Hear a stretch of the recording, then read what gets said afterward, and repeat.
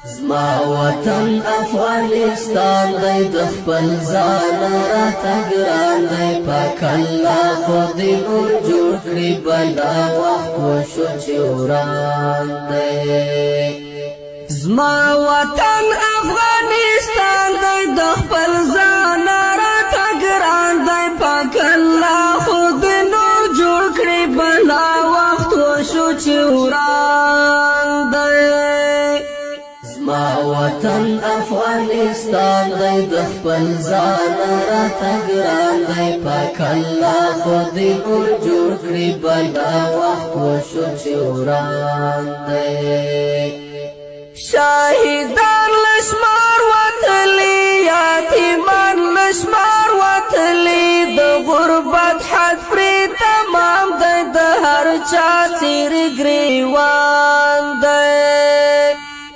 شهیدان لشمار وتلی یتیمان لشمار وتلی د غربت حد پرې تمام دی د هر چا څېر ګریوان دی زما وطن افغانستان دی د خپل ځان راته ګران دی پاک الله خو دې نور جوړ کړي بلا وخت وشو چې وران دی زما وطن افغانستان دی د خپل ځان راته ګران دی پاک الله خو دې نور جوړ کړي برادران و خواهران شهر امبور با اتاجات از افغانستان تشریف آوردند. میخواستم که در شهر کابل یک شفاخانه سرطان که برای ملت مظلوم افغانستان است را درست کنند و با کمک شما ضرورت دارد. هر کسی شما که میتونه با ما در این محفل ما تشریف بیارن خوش آمدید. محفل فردا تاریخ 5/10/2023 در الیت منزل می باشد. خوش آمدید. ما شما راست. السلام علیکم ورحمت الله وبرکاتو. قدرمنو عزتمندو افغانانو، راځئ په شریکه سره په کوم ځای کې په هامبورګ ښار کې ادرس تاسو ته په سکرین ښکاري. دا د ټولو د افغانانو د زړه ارمان دی. دا شفاخانه د ټولو افغانان په دې کې کوي شي علاج وکړي خپل، خو بنیاد به ټول افغانان په شریکه ږدي.